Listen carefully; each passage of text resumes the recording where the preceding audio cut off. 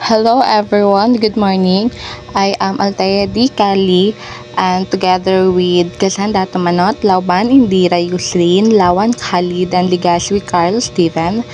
And we're going to discuss or tackle the introduction of the reproductive system. So now we start. Human reproductive is a complex and fascinating process. The male and female reproductive system functioning together to produce a new life. Ang human reproduction is a complex biological process na nai-involving union ng male and female sex cells or tinatawag nating gametes para mag-create or to create a new individual.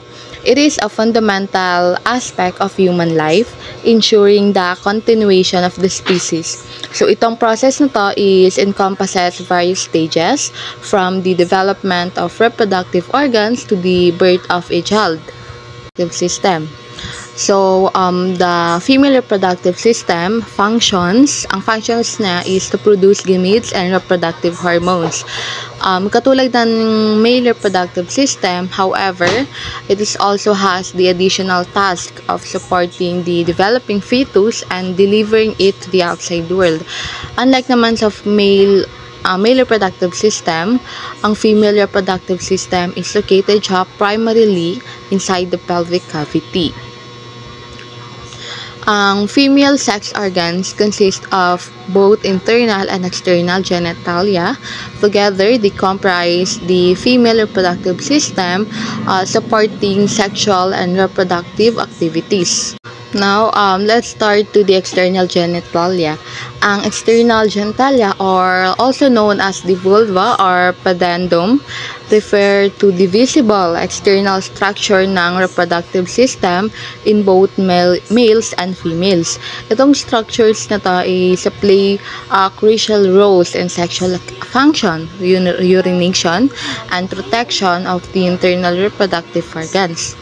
Ang function ng external genitals are para maprotektahan yung internal parts from infection and allow sperm to enter the vagina.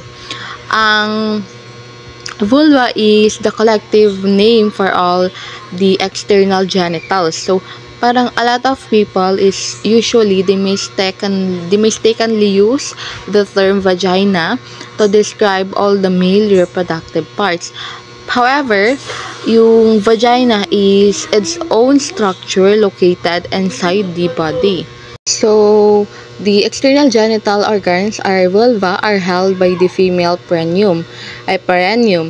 The vulva consists of the following, like this: mons pubis, labia majora, labia minora, prepuce of clitoris, gland of clitoris, vestibule, which is meron siyang hymen, vaginal orifice, external urethral orifice, and Bartholin's glands, meron ding urethra and fourchette. Now, we start to the mons pubis. Ang mons pubis is formed at the upper margin ng symphysis pubis and parang ang shape niya is like an inverted triangle. It is located over the two pubic bones of the pelvic. This structure is composed of fatty tissue lying beneath the skin, and from puberty on, nako-covered siya with varying amount of hair. The mons pubis surround delicate tissue and protects it from injury. So, the vulva has two folds of skins or lips. So, meron tayong outer folds or tinatawag nating labia majora. Ang inner folds naman ay tinatawag nating labia minora. Labia majora are large lips and close and protect the other external reproductive organs. During puberty, hair growth occurs on the skin of the labia majora, which is also contains sweat and oily secreting gland. However, labia minora or small lips ay ito yung two inner folds sa skin that surround the opening of the vagina.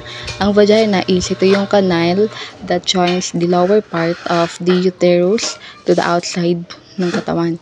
And ang urethra naman is ito yung tube that carries pee from your bladder to the outside of your body. Labia minora are part of the external female genitals or genitals present in individual assigned females at birth. which also includes the mons pubis, labia majora, vaginal opening, hymen, and clitoris. So, ang main function nila is to protect the vaginal and urethral opening from the mechanical irritation, dryness, and infections. Meron din silang contribution to the lubrication and sexual stimulation of the vestibule and clitoris during vaginal intercourse. Purpose of the clitoris, also known as the clitoral hood or clitoral foreskin. Ito yung fold sa skin that covers and protect the clitoris, a highly sensitive and erogenous organ in the female reproductive system.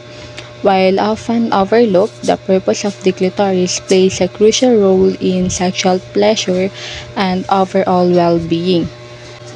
Ang primary function ng purpose of clitoris is para maprotektahan yung clitoral glands, which is also highly sensitive to touch and stimulation. Nag-act siya as a barrier, shielding the clitoris from direct contact and preventing overstimulation or discomfort. Additionally, ang purpose of clitoris is nagko-contribute siya ng sexual pleasure by enhancing sensitivity and facilitating clitoral stimulation. During sa sexual arousal, ang purpose retracts, exposing the clitoral glands and allowing for direct stimulation. So this can lead to intense orgasm and heightened sexual satisfaction. On the other hand, the glands of clitoris, also known as the clitoral glands, is the visible, highly sensitive tip of the clitoris, or kadalasan din described as resembling a small pea or the bud of a flower. Ito yung most sensitive part ng clitoris, packed with nerve endings that make it incredibly responsive to touch and stimulation. Ang glands of clitoris is the outermost part of the clitoris, situated at the top of the vulva, na kung saan namimit niya yung labia minora or inner lips. It is covered by a fold of skin or tinatawag nating clitoral hood or prepuce, which can retract during sexual arousal, exposing the gland for the direct stimulation. The glands of the clitoris is primarily responsible siya sa sexual pleasure and arousal. It is highly vascularized, meaning it contains a rich network of blood vessels that fill with the blood during arousal, na nagko-cause siya ng glands to swell and become even more sensitive. Ito siya is nag-i-increase siya ng blood flow, contributes to the intense sensation experience na na-experience siya during sexual stimulation and orgasm. The space between the two labia minora is tinatawag natin vestibule. Ang vestibule is the female reproductive system, is also known as the vulva vestibule. Ito ay isang interior part ng vulva that extends from the labia minora's heartline to the hymenal ring. Ang vestibule ay makikita dito ang urethral and vaginal orifice and the openings of the ducts of the greater vestibular glands. Urethra or external urethral orifice is ito yung opening ng urethra to the outside of the body. Ito siya is na kung saan ang urine, nag-exit yung urine sa body natin during our urination. The opening to the urethra is just below the clitoris, although hindi siya related sa sex or reproduction, pero it is included in the vulva. Ang urethra is actually used for the passage of urine, mga ihi natin. So, the urethra is connected to the bladder na, which is may explain later. May explain din ni Miss Yusrin about the internal genitals. So, yan nga. Anyway, sa female is ang urethra is meron siyang 1.5 inches long compared naman sa males na meron siyang 8 inches long. So, ang vaginal orifice naman is ito yung opening ng vagina to the outside. Ang vaginal orifice is usually partially covered by a thin mucous membrane na tinatawag nating hymen. The vaginal and urethral orifice is surrounded by external accessory reproductive organs that compose the external genitals or vulva. Now, hymen, located at the opening of the vagina, ang hymen is a small and thin piece of tissue formed during the developmental phase of pregnancy from leftover embryonic tissue. Usually, ang hymen structure is ring-shaped siya at birth, but the hymen is parang nag-change siya over time. So, many people are born with a hymen, and there are different hymen types out there. In fact, no two hymens are the same. The size, shape, and thickness of a hymen from person to person. So, basically, lahat ng tao is magkakaiba ng hymen ng shape, size, and thickness. Though the absence of a hymen is generally known for being a sign of sexual activity, it is actually not a good indicator of whether a person has had sex or not. In fact, the hymen is soft and elastic and usually does not block the vagina's opening. Since hymen are made of soft tissue, they can break or tear from simple activities such as inserting a tampon. So, ano nga ba yung purpose ng hymen? Unlike other tissues and organs that have jobs to do, ang hymen has no purpose. Bakit? It does not impact your body or reproductive system or health. Some do believe that hymens act as a shield to keep bacteria and other small foreign objects from entering your body. But there's no specific evidence to support that. So, as far as the hymen function is concerned, there is little to no evidence that it provides benefits or functionality to our body. Now, the Bartholin glands, also known as the greater vestibular glands, are a central component of the female reproductive system. Itong pea-sized glands located siya either side of the vaginal opening within the bulbocavernous muscle. Each gland is approximately 1 cm in diameter and has a narrow duct about 2.5 cm long that opens into the vagina.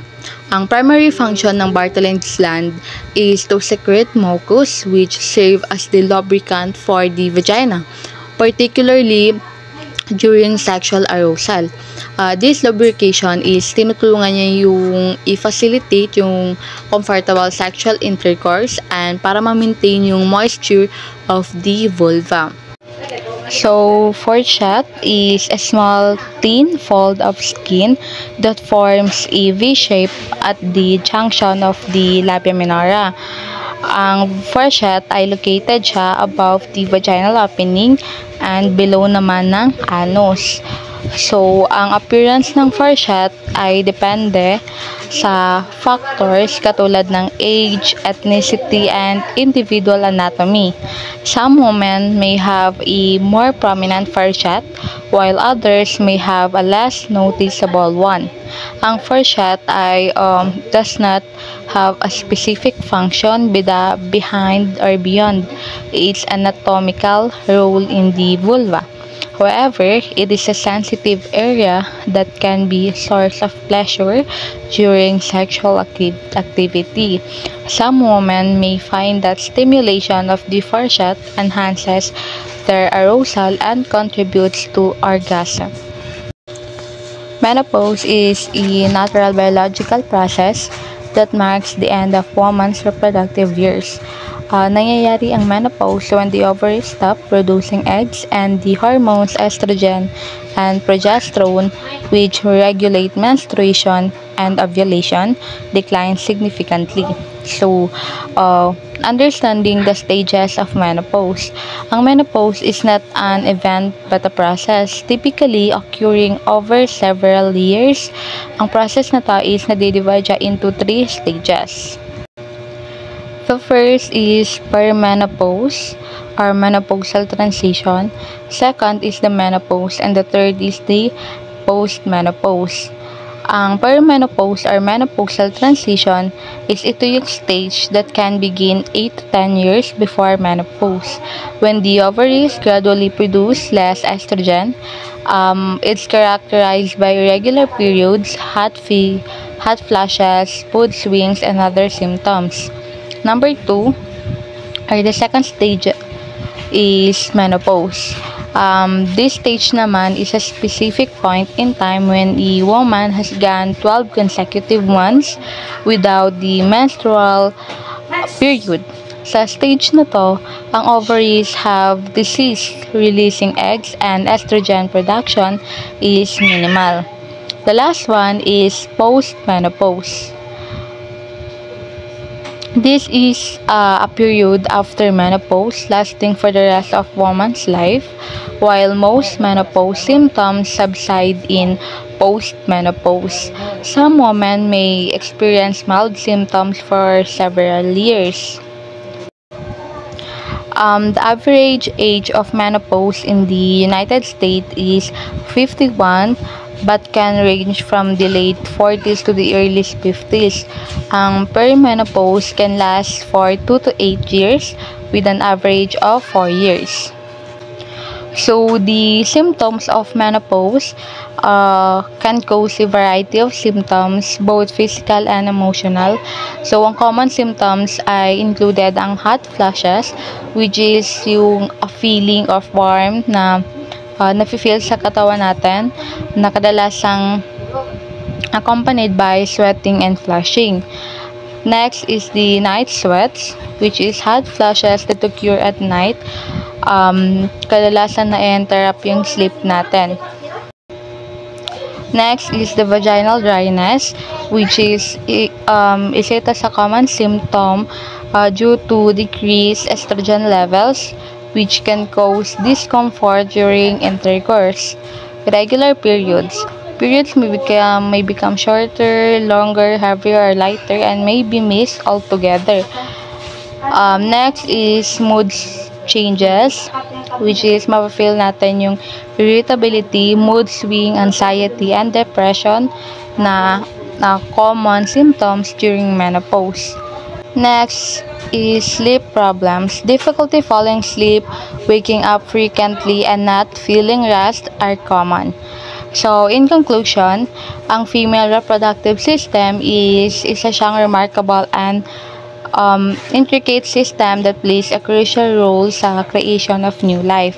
Moreover, ang stages of menopause mark a significant transition in a woman's life na nagsisignal yun ng end of her reproductive years. Understanding the stages of perimenopause, menopause, and postmenopause can help women navigate this natural biological process with greater ease. Overall, ang female reproductive system is a testament to the complexity and beauty of the human body, showcasing the delicate balance and required for the miracle of life to unfold.